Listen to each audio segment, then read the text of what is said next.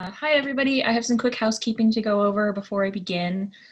First thing, you probably already know this, but the session will be recorded, which includes everything in chat and the private messages that will be made.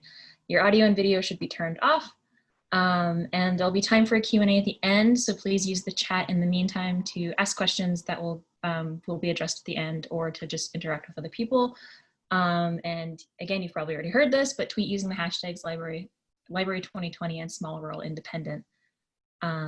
This is a reminder to start the recording, which our volunteer Deanne has done. Thanks, Deanne. And thanks to the conference founding partner, San Jose State University School of Information. So the actual presentation, White Hasselhalt in Isquis, ar Idja Sinpwelch Ulsh Nespilam Ulsh Sinayext Ulsh Ogal Lakota Ulsh Bulgarian. Isquis Takamnoks. Hi, I am Sampwell Nespilam and Sinayext from the Confederated Tribes of the Kalva Reservation, which I am a citizen of, and a descendant of the Ogal Lakota and settler Bulgarian. My name is Tachum, but I also go by Janessa Esquivel, and I have been asked to talk about tribal libraries today. And I gave this presentation, a version of this presentation at PLA in February in Nashville, but found that I needed to go over some groundwork, especially in the current climate that we're in. So before I talk about tribal libraries, there's just some very foundational information that I thought was important to talk about. First, I am coming to you today from Nespilam territory, which is my ancestral territory. And it's so small on this map that it's entirely encompassed by the star here. And I did want to acknowledge that, especially if you are on Turtle Island, which is North America, you are on stolen land in a country built by stolen enslaved people whose primary ideology is that of white supremacy. And it is important in this moment to specifically say that Black Lives Matter. And because it is Pride Month, although this is true all year round, Black, queer, and trans lives matter. And those statements should not be controversial, but again, in a climate of white supremacy, they have become a controversial statement. And I say this as a non-Black Indigenous person, fully aware that Black and Afro-Indigenous people exist and are included in the issues that I'm talking about today. So, and included in that are victims of racialized and gendered violence that are only possible because of white supremacy. So I wanted to specifically highlight these two Black trans women, Dominique Remy Fells and Raya Milton, who were murdered in June 9th. And another reminder that the violence that we are talking about is not just a result of police violence. Neither of these women were murdered by the police. And I should also say that I know I just use a big scary phrase, white supremacy. So I am going to break that down a little bit and try to put that into some sort of context and define it. So very, very simply, let's see, where the white body is the standard by which all other bodies are measured, where the white body is the norm and non-white bodies are deviations from the norm.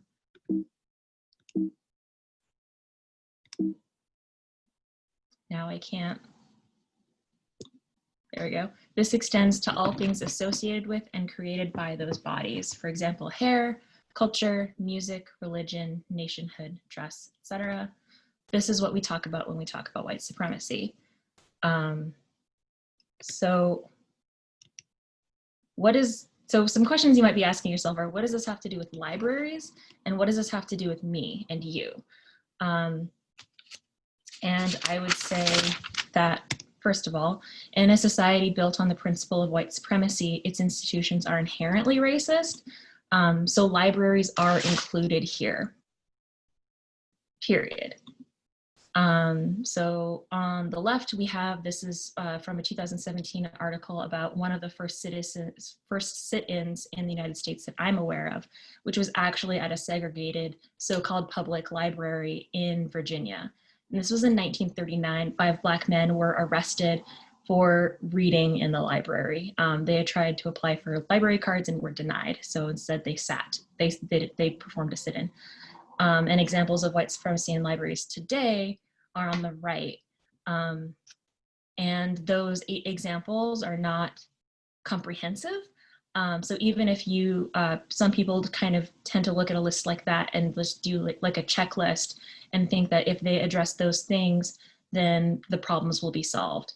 And I should say that white supremacy in libraries affects, again, from these examples, it affects both the patrons and the people of color, and specifically the Black library workers in library staff and LAS in general.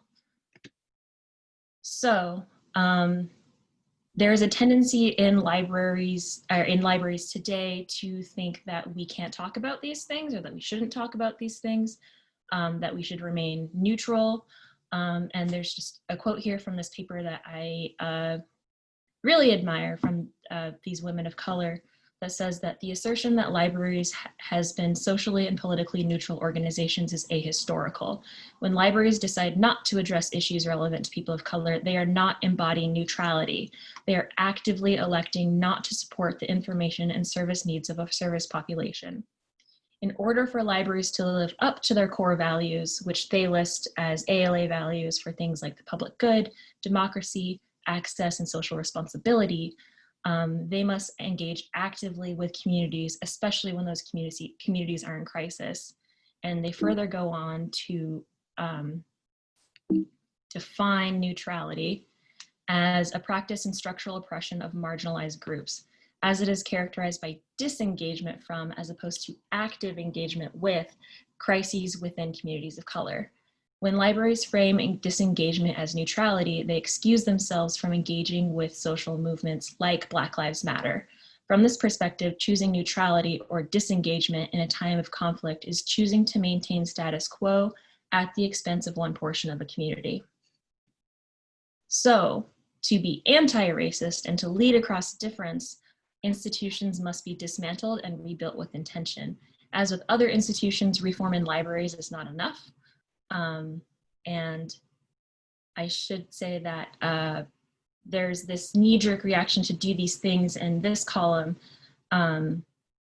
without actually doing the structural changes that need to be made. So don't just hire a consultant. One person will not fix your library. Not to say that you shouldn't hire a consultant, but don't expect that to make the kinds of changes that are needed. So don't just start an anti-racist book club. Don't just implement equity, diversity, and inclusion staff trainings, and don't put out and especially don't put out a Black Lives Matter statement of support without doing these other things. So listen to and align your outcomes with the demands of those most marginalized. I would specifically like to invite everybody to look at the March for Black Lives website, where there are 5 pillars of things to start, or just places to start. And again, make structural and policy changes and have a specific action plan. And a specific point I would say is end library relationships with police. This puts not just the communities of color in danger, but also the library staff of color, and particularly the Black and Indigenous staff. So as I mentioned at the beginning, this is all foundational, and specifically, this is the floor, not the ceiling. And what that means is that those recommendations are needed to lay the groundwork in order to build communities of safety and care. And it is the responsibility of libraries to help. And it is historically something that libraries do. But it is not the end result. Black Lives Matter is the floor, and all lives matter is the ceiling. So it's not just Black lives, these things are not all, these things need to be done before the better world can be built, basically. So I guess back to my regular scheduled programming. All of these things also, I should say, need to be done before any collaborations with communities or organizations who represent communities of color can be done. And if I'm specifically speaking about tribal libraries, which are included there. So some very basic information about where I'm coming from. I'm again a citizen of the Confederated Tribes of the Colville Reservation. Here is a map. I like maps, you'll see that. Here's a map of our ancestral territories. It's kind of, it changes all the time. It's a living document, but you can find it on our tribal website. We are 12 Confederated tribes from the Columbia Plateau group. And we speak at least 2 languages and at least 3 dialects. So earlier I spoke a dialect of Interior Salish called Sinpuelchen. And here's our reservation today. It is within the bounds of what is called Washington State. We are bisected by 2 counties, Okanagan on the left or the west side, and Ferry County on the right or the east side. I'm from Ferry County, although I'm speaking today from Okanagan County. As you can see, this is an economically distressed region. All of Eastern and Washington is economically distressed. Ferry County has pretty steady high unemployment rates also. Our reservation is divided into 4 districts: Omak, Nispelem, Keller, and Inchalem. Omak in the northwest corner. For all the rural folks, that's the biggest town. That's where the Walmart is, not on the reservation, but just off the reservation, still in the town. And it also has its own public library. It's a branch of a larger regional library that I'll talk about later. But for that reason, there are 3 tribal libraries in the other communities: Nispelem, Keller, and Inchalem. I am currently the only staff. I'm laid off right now, but I am currently the only staff that operates all 3 of these libraries. I travel amongst them throughout the week. We did get the budget approved to have another staff member who will split those 3 along with me. And if you can't tell, there's mountain ranges in between each of those towns.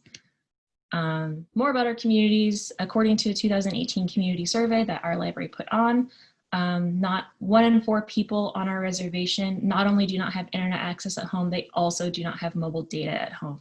And the numbers were higher for people in Ferry County and for people in Keller and Inchalem, which is in Ferry County. And that's relevant because at the same time, this New York Times article was released about the digital divide, talking about Ferry County and specifically Republic, which is the county seat, and a partnership or a partnered endeavor between Ferry County and Microsoft to increase broadband in Ferry County. Although no mention of the reservation or our tribes was made at all in the article, and as far as I know, the project. Just some context. That's our communities. So our tribal library, Melanie, if you made the keynote, Melanie mentioned that some libraries serve the public and some do not. Our library serves the public. And specifically, like public libraries, we work to meet the informational, educational, and recreational needs of our users. But I would argue that tribal libraries specifically really have an emphasis on meeting their cultural needs as well. And what that means is we have things, my library specifically, has things like the summer library program and free Wi-Fi. But we also have a specific emphasis on culturally relevant materials and programming, including and especially materials created by tribal members and members of other low area tribes. And we are only able to do a lot of the programming that we do through community partnerships. As I believe it was Jennifer Pearson said, it's all about relationships, and that is entirely what we have found also. So we worked pretty extensively with the Washington State Library and the Boys and Girls Club, and I will say specifically that the Washington State Library treats all of the libraries within the bounds of Washington State like public libraries. All of their funding that's available for public libraries are also available for tribal libraries. So these STEM kits that we borrow from the Washington State Library that any other public library in Washington State can access, we borrow, and then we work with the Boys and Girls Clubs to actually get them out into our communities. And we have Boys and Girls Clubs in Nispelem, Keller, and Inchalem. So it's just handy that we're all in the same communities and we're all serving the same people. Really quick more about Washington State Library, and specifically Carolyn Peterson, who I never remember her official title, but she works unofficially as the tribal liaison. The Washington State Library runs the listserv for tribal librarians in the state and hosts 2 meetings, one virtual, one in person, for all tribal librarians. And specifically what they do is they make connections with people. So I was introduced to the Yakama Nation Library Director, Marita Kipp, and she introduced me to these other organizations early in my career that I wouldn't be able to do my job without. And specifically, actually just a quick thing, because I know we have TechSoup, Cindy Aiden, whose panel is concurrent with mine, it's happening right now. She helped the Yakama Nation Library specifically become, or argue the eligibility of the Yakama Nation Library to have access to TechSoup through guidelines that were made by IMLS and the Washington State Library, arguing that the Yakama Nation should be considered a public library. So that's just the kind of advocacy that they do. They're very hands-on and respectful in all negotiations. And another connection that was incredibly important from the Washington State Library and Carolyn Peterson and specifically is with the local regional library I talked about, North Central Regional Library. So our entire reservation is within their service area, and these Google locations are some of their branches. So none of them are on our reservation, but several of them are around our borders, and some of them are in the towns that overflow onto the reservation. And before 2017, before Carolyn Peterson helped make introductions, our libraries were never in communication, which is wild to me. In decades, that had never happened.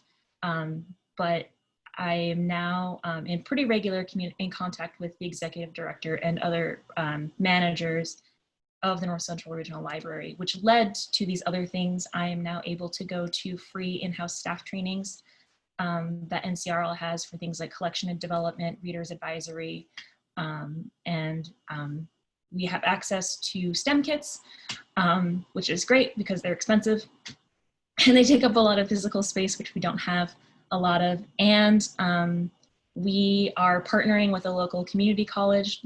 So the 3 of us are putting on a author visit with Tommy Orange, who is Cheyenne and Arapaho New York Times bestselling author.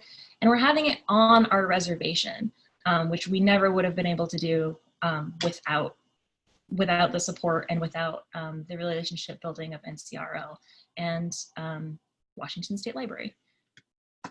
So some things about tribal libraries in general. Melanie did get into this, but I'm going to say it again. Not all tribal libraries are the same. Not all tribes are the same. Not all tribes have tribal libraries. There's lots of different priorities that different tribes have. So I'm aware of some tribal libraries, even within Washington, who are more focused on things like archival work or ethnobotany specifically. And I will say that the overarching, whether or not they serve the public or just tribal members, they all serve tribal communities. So working with the tribal library is working with the tribal community. And there are some things that you need to know in order to do that. So first, pause and consider your intentions for doing that, especially right now in our climate. But one thing that you need to know is just to be honest and reflective and make sure that there will be a give and take here, and that any relationship that you build is not exploitative. So specifically, people need to do their homework. So you need to find out not only whose land you are on, but what indigenous communities are there now. Somebody, again, in the keynote mentioned that they were in Tennessee, where there are no Native Americans were driven out of the state, which is true. The Trail of Tears happened. A lot of those people were forcibly displaced, and it happened all over Turtle Island, not just in Tennessee. But there are indigenous communities in Tennessee now, and that's a common thread throughout. So those peoples may not be the same. The people whose homeland you're on may not be the same as the people who live there now. And it's important to know that history and know who they are and kind of that, and then you can decide who to work with and why. And to think of the context of your ask, which is if there's a history between your community and the indigenous community or those tribes, those tribal nations, you need to be aware of that. And that's something that you need to figure out before you reach out, not after. Another thing, I work for a tribal library that is administered by a tribal government. So working with our tribal library is working with our tribal government. And I will say that tribal sovereignty is not less than state sovereignty, and it is not less than federal sovereignty. Tribal nations are experts in their own affairs. So if there's a reason for a way that they want to do something or not do something, it's usually a good reason and that needs to be respected. And I will say specifically my reservation is older than the state that it's currently in. It's literally older than the Washington state. It was created by executive order, and there's just some things that need to be known if you want to work with reservation communities, tribal nations, tribal libraries. This is true of all collaborations. You want to talk to them early. If you have a project or a grant or something you want to talk about, you need to get those people to the table and get them part of the conversation, not as from the beginning, not as an afterthought. And again, this is true of all collaborations. You need to build relationships and keep the conversations going. This shouldn't be a one-off initiative. You really need to work. This is years in the making, decades in the making, hopefully. And actually that's Cindy Aiden, shout out Cindy. It's not a good picture of me, but it's a good picture of Cindy. And yeah, this is just, again, relationships. I can't stress that enough. And again, in this way, this is the floor and not the ceiling. This is not all that collaborations can be, and it's not all that collaborations are. I am not a complete expert in this, and I don't expect you to be after all of this, but this is the floor and not the ceiling. And we now have time for questions. Deanne, if you want to help me figure out how to do that. No questions have come in yet, but certainly if you do have questions now, please type them in the chat. Okay. Oh, I see. Now I can actually look at the chat. Hi, Cindy. I met you briefly at PLA, I think. Very briefly. Cindy Hole from AILA, the American Indian Library Association, is here. Ah, Melanie, you made it. Melanie and I co-presented at PLA also.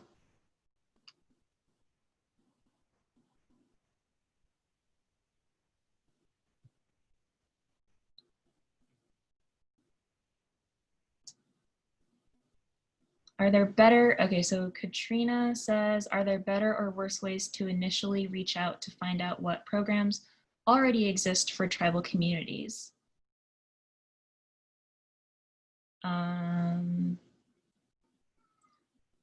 What do you mean by programs? Can you be more specific?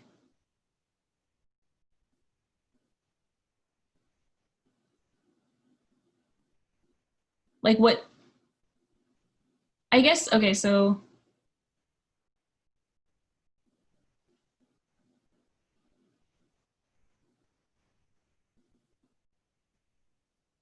thinking about arts and story times. Okay, so library programs specifically. Okay, I guess I'm still not sure if you mean by like if you want to provide those things for a tribal community or if those resources already exist. Hi, it looks like I'm unmuted, so I'll just clarify my thoughts now that my husband has my baby. Okay. I was like trying to type and wrangle. Yeah, that's fine. What I'm thinking about is when I worked in a county system, we had partnerships with a couple tribal libraries, so there was a lot of easy channels for communication to know what's going on in their neck of the woods, how the other libraries might be helpful, and so on. But I'm in a very different system now where we don't have those built-in relationships. Mhm. And I'm trying to figure out what some of the best channels are for. It's like, okay, I know the kinds of things I'm good at, but I don't know if they're already happening, if those services are already being provided. And I don't want to show up great guns blazing with, hey, I do story time, and botch my first introduction because I missed out on, well, we're already doing that. So I'm trying to think about what are partner organizations that are good, or might be a natural inroad, or good ways to research that. Yeah, so I will say that the initial conversations with our regional library, who again, we'd never been in contact with, we didn't really have specific things that we were like, hey, we're really good at cultural stuff and we're really good at tech. It was completely just, we should be in conversation. We haven't been, and that's something that we need to address. So maybe it'd be good to go in without expectations of like, hey, look, I'm really awesome at story time, or here's this thing I can help you with. You could just make those connections and see what comes out of that. Maybe they'll surprise you. Okay, it looks like Anne has a question. I'll unmute Anne. Okay.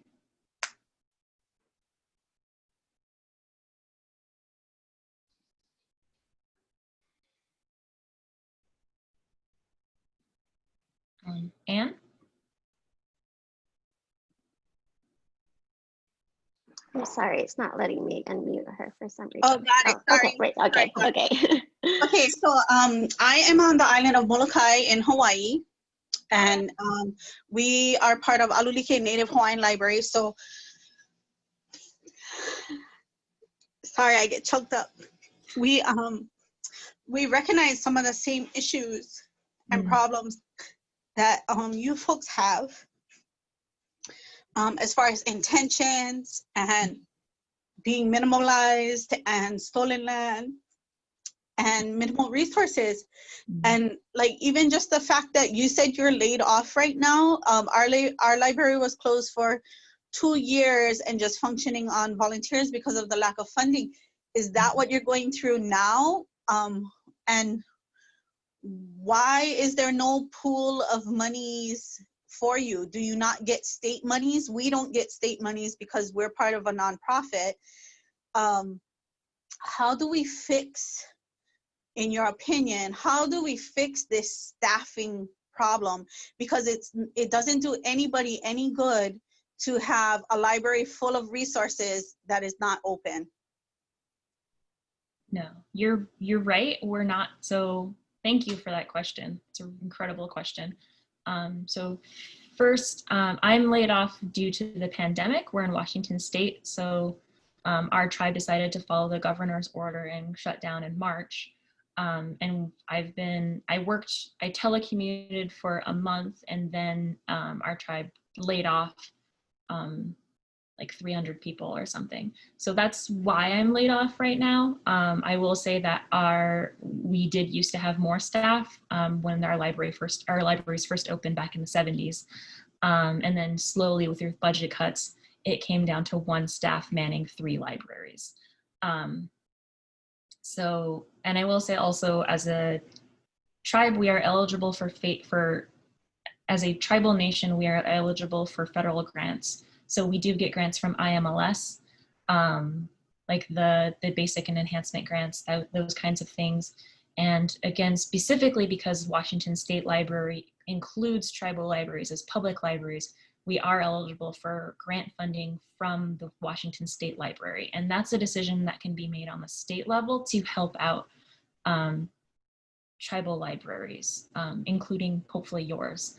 And that wasn't something, I don't think that happened because tribes wanted it to. I think it was because, frankly, Washington State Library made the right decision.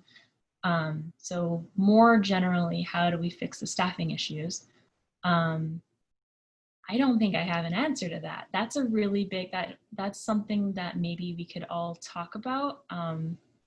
But that's a huge issue that frankly, I don't know enough about all of the funding and advocacy needed, but I do want to acknowledge that it's an incredibly important issue that affects all of us, and particularly our libraries. We have several questions, really good questions, but it's 2 o'clock. Oh, okay. Do we want to wrap it up, or I don't know if I think we need to wrap it up, and yeah, but unfortunately we didn't get to all the questions. But, I will. There's my slide again that has my email on it, though. If you want to just email me your questions again, like that last one from Anne. That was an incredible question, and I don't have all the answers, but I think working together we could try to figure something out, or at least talk to people who can. So, and thank you, Deanne, who was a volunteer. thank you. And thank you, everybody.